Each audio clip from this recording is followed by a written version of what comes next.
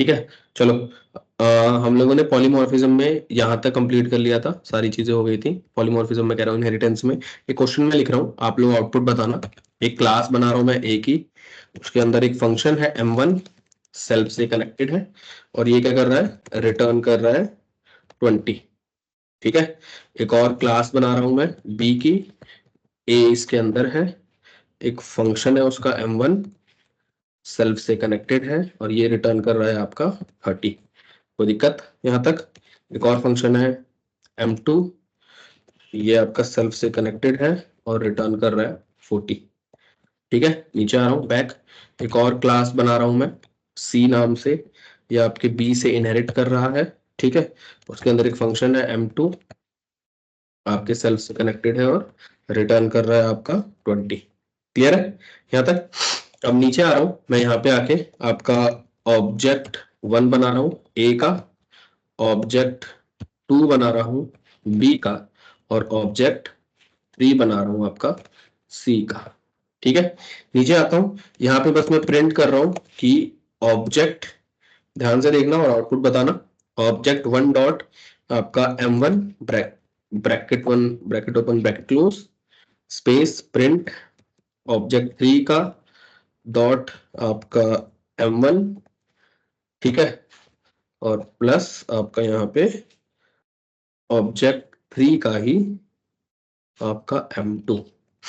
मुझे आउटपुट बताओ क्या आएगा?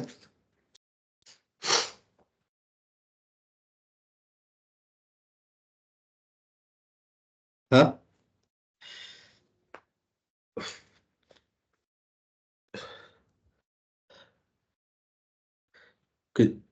बताओ। हम लोगों ने ये इनहेरिटेंस ही हो रहा है ना? कौन सा इनहेरिटेंस है? हायरार्कियल हमने पढ़ा था कि मल्टीपल है? याद आ रहा है कुछ भी? ये देखा था ना हमने कि एक ये क्वेश्चन था आपका single inheritance multi level.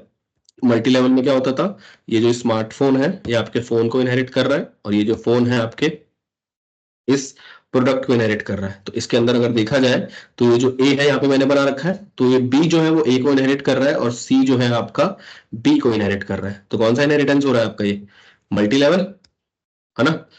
Output ध्यान से देखो क्या होगा, ऑब्जेक्ट 1 आपका ए का है, और उसके अंदर से मैं m1 को कॉल कर रहा हूं, तो मेरे पास इस पूरे डेटा की जगह पे क्या हो जाएगा आपका?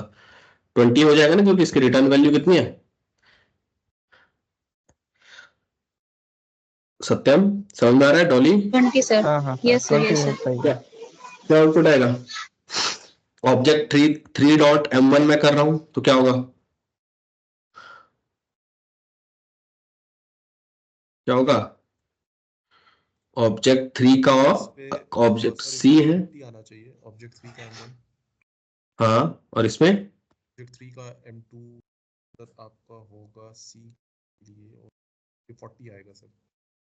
40 आएगा, 30 प्लस, हाँ 30 प्लस 40 प्लस 20। इसमें 40 आएगा। चलो ठीक है, रन कितना हो गया आपका? ये 20 प्लस ये कितना हुआ? 30, 50, और 50 और 40 कितना हुआ? हाँ, 90 क्या आ रहा है? 70 70। 70 70 आएगा ना यार। देखो, इसका भी नाम m2 है और इसका भी नाम m2 है। जब आपके पेरेंट के पास भी, बताया था ये मैंने, सेम नाम का मेथड होता है, दोनों का सेम नाम का होता है, तो आपका चाइल्ड वाला कॉल होता है। ठीक है, तो ये 20 आएगा ना यहाँ पे, और 50 और प्लस 20 70। ठीक है, तो एक और इसी तरीके से कभी कभी इंटरव्यू वगैरह में कहीं पे भी दिए जाते हैं, तो आप लोगों को आइडिया होना चाहिए कि एक्यूरेट में आउटपुट आएगा क्या। अब स्टार्ट करते हैं अपना जो आज का टॉपिक है आपका, पॉलीमॉर्फिज्म।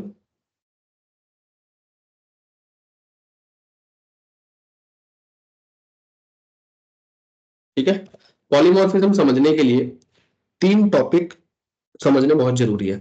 एक है आपका मेथड ओवर राइडिंग, ठीक है, ओवर राइडिंग। ठीक है, एक है आपका मेथड ओवरलोडिंग, और एक है आपका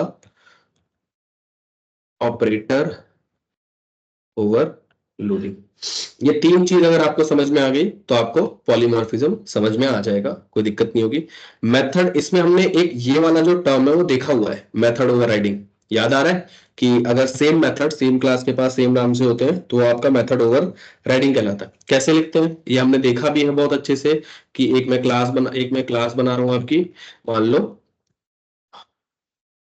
स्मार्ट, चाहे आपकी फोन की, ठीक है, और उसके अंदर उसका कंस्ट्रक्टर है, ठीक है, सेल्फ क्या था, प्राइस, ब्रांड और camera, self dot price is equal to price, self dot brand is equal to brand, ठीक है, और self dot camera is equal to camera, है ना, यही था। नीचे आते हैं, एक और इसके अंदर फंक्शन बनाते हैं, क्या चीज, बाय नाम का, सेल्फ से कनेक्टेड है और बस प्रिंट कर रहा है कि आएगा फोन, ठीक है। एक और क्लास बना रहा हूं मैं स्मार्टफोन की, वो आपके फोन से इनहेरिट कर रहा है और इसके पास भी आपके पास एक बाय की क्लास है, सेल्फ से कनेक्टेड है, और ये आपका प्रिंट कर रहा है कि पाएगा स्मार्टफोन। इजी है, कोई दिक्कत? अब क्वेश्चन ये है कि अगर मैं s is equal to smartphone का ऑब्जेक्ट बनाता हूं, नॉर्मली रन करता हूं तो रन नहीं होगा, प्राइस, ब्रांड और कैमरा देना पड़ेगा। तो प्राइस दे देते हैं, ब्रांड दे देते हैं कि सैमसंग, और आपका जो कैमरा है 50 मेगापिक्सल, ठीक है, कोई दिक्कत? अब स्विफ्ट एंटर करता हूं, रन हो गया। क्वेश्चन ये है कि s डॉट बाय को अगर मैं कॉल करता हूं तो क्या होगा, क्या रन होगा, बताओ। सर ऐसा मत करना कि ये भी नहीं क्लियर हुआ है, क्या आएगा output?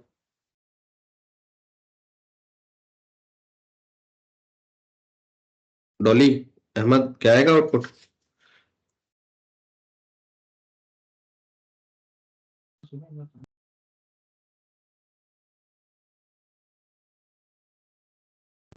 buying a phone. They're buying a smartphone.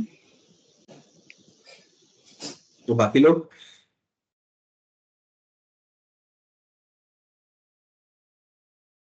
Ahmad क्या आएगा? सर बाएंगे स्मार्टफोन। आएगा स्मार्टफोन ही आएगा।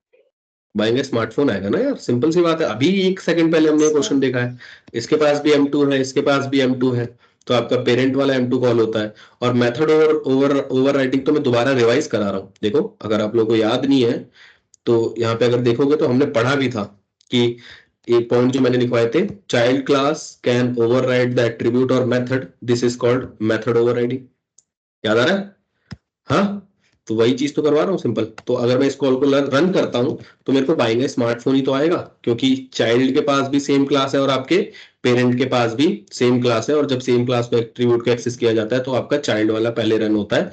अगर मुझे इसी में ऊपर वाला भी बाय कॉल करना हो तो मैं सुपर लगा के आपका डॉट बाय को एक्सेस कर लूंगा। तो अब अगर मैं बाय कॉल करता हूँ तो देखो दोनों फंक्शन मेरे एक्सेस होके कॉल हो रहे हैं, है ना, समझ में आ रहा है?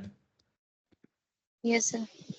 ठीक है, तो इसको याद रखना है, ये आपका मेथड ओवर राइडिंग है।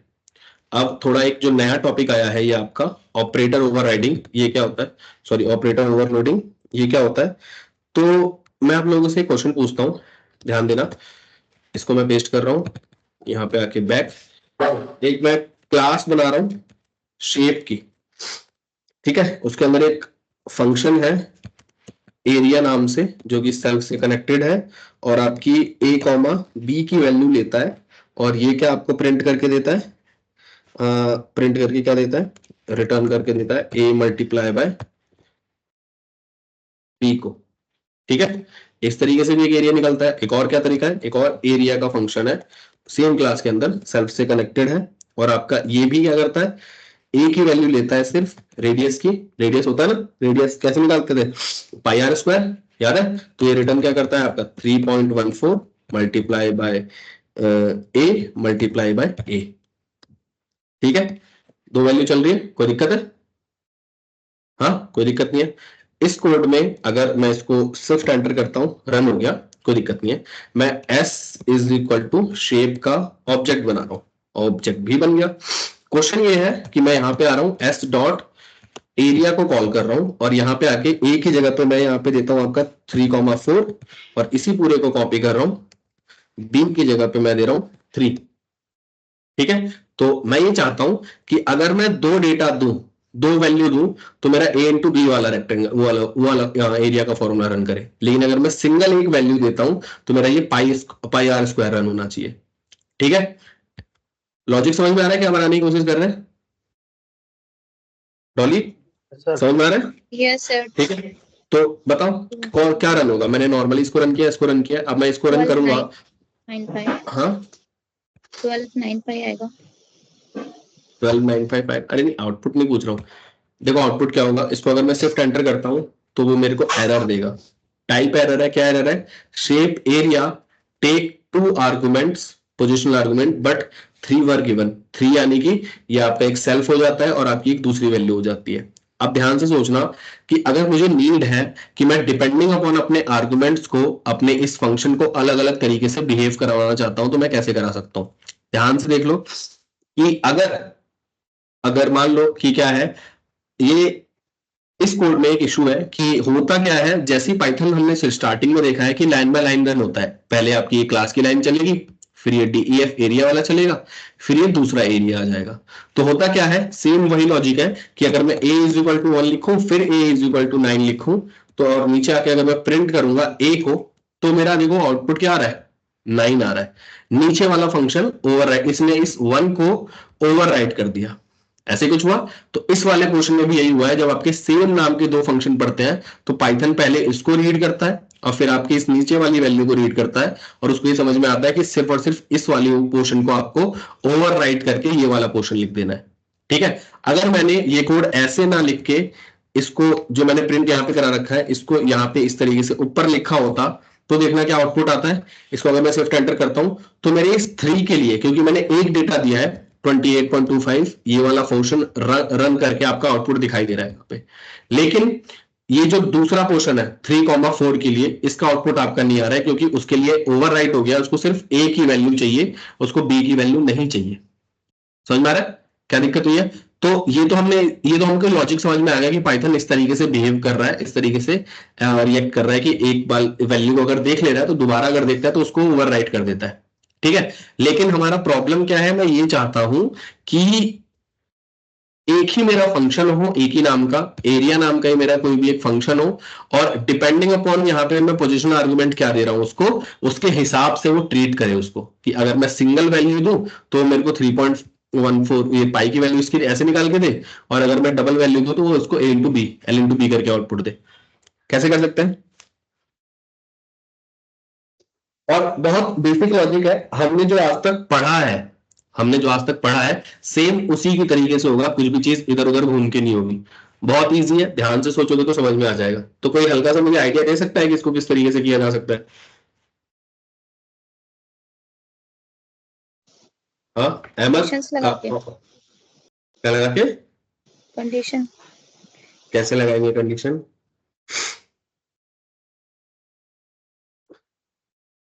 एक फंक्शन से. अनुज विष्णु समझ में आ रहा है कि नहीं? आ रहा है सर, आ रहा है। आ रहा है, ध्यान से सोचो। हमने एक चीज बैक में पढ़ी है और उस चीज का नाम है आपका डिफॉल्ट आर्गुमेंट। याद है डिफॉल्ट आर्गुमेंट क्या करता था? देखो इसी सेम कोड को मैं अलग तरीके से लिखूंगा, देखना कैसे होगा। कि मैं एक क्लास बना रहा हूं आपके, वही शेप की, एक फंक्शन है एरिया नाम से, ठीक है, सेल्फ से कनेक्टेड है, इसके अंदर एक वैल्यू मेरी a की है, और मैं b को डिफॉल्ट आर्गुमेंट की मदद से स्टार्टिंग में 0 से डिफाइन कर दे रहा हूं। अब यहां पे मैं कंडीशन लगा रहा हूं कि इफ आपका जो b की वैल्यू इक्वल टू 0 है, दैट मीन्स यूजर ने b की वैल्यू नहीं दी है। तो मुझे क्या करना है, मुझे क्या रिटर्न करके दे देना है उसको, 3.14 मल्टीप्लाई बाय a। और अगर उसने दूसरी वैल्यू दी है तब मुझे क्या रिटर्न करके देना है उसको, a मल्टीप्लाई बाय b।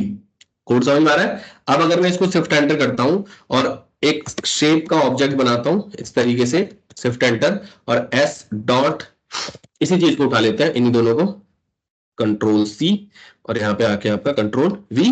तो शिफ्ट एंटर और अब अगर मैं इस कोड को रन करूंगा तो देखना दोनों के लिए मेरा आउटपुट आता है 28.25 और दूसरे वाले के लिए 12। समझ में आ रहा है? हाँ, तो एक ही सिंगल कोड था और इसी सर चीज को फिर से बोला समझा जाता है, दीजिए।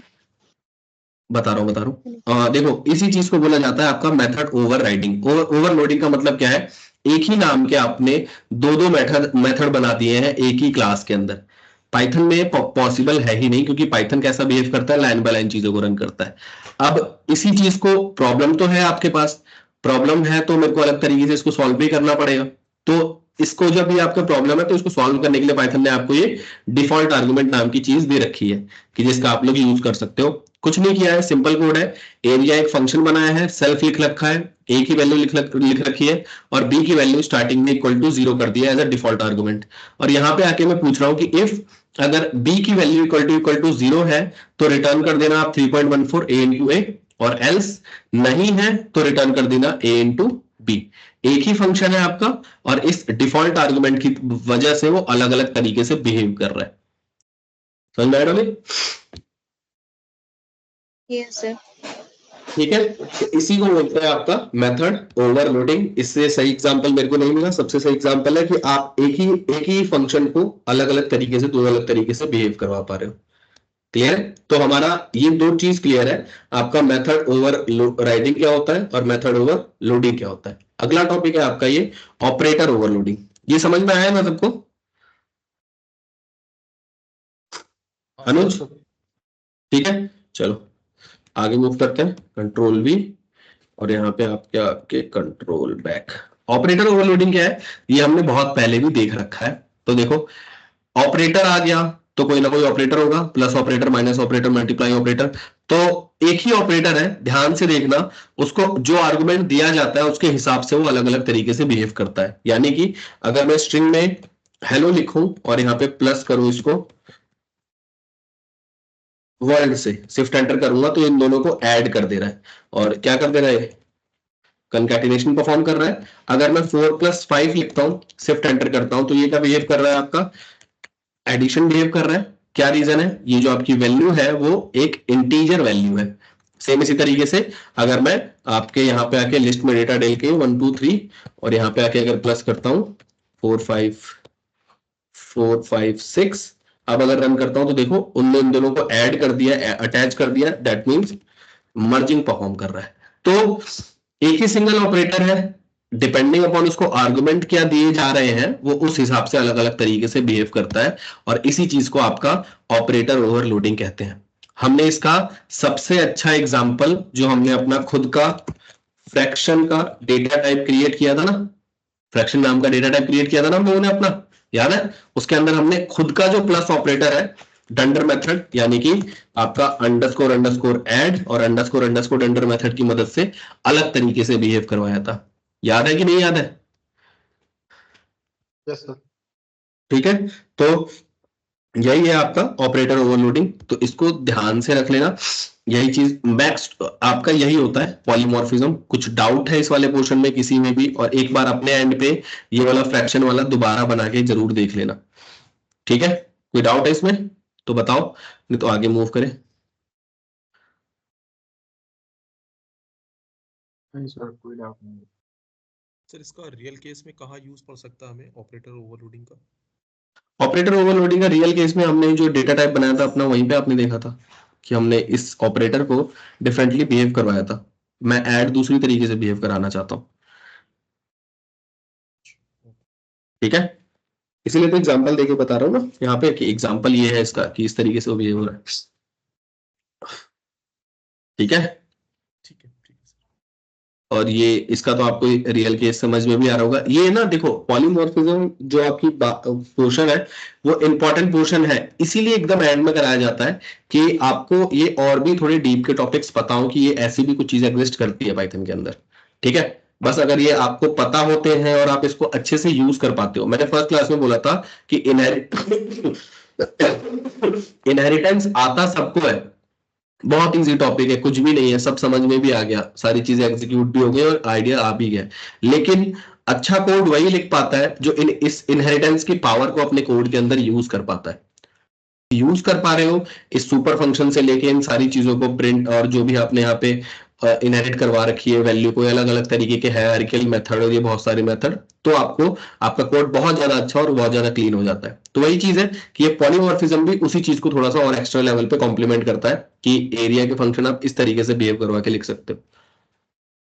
ठीक है, क्लियर है? ठीक है सर। ठीक है, आगे चले। चलो, ये वाला फ्रैक्शन वाला आप अपने एंड पे बना जरूर लेना, ठीक है, याद से भूलना मत बिल्कुल भी। ठीक है, अब आपका एक और टॉपिक है,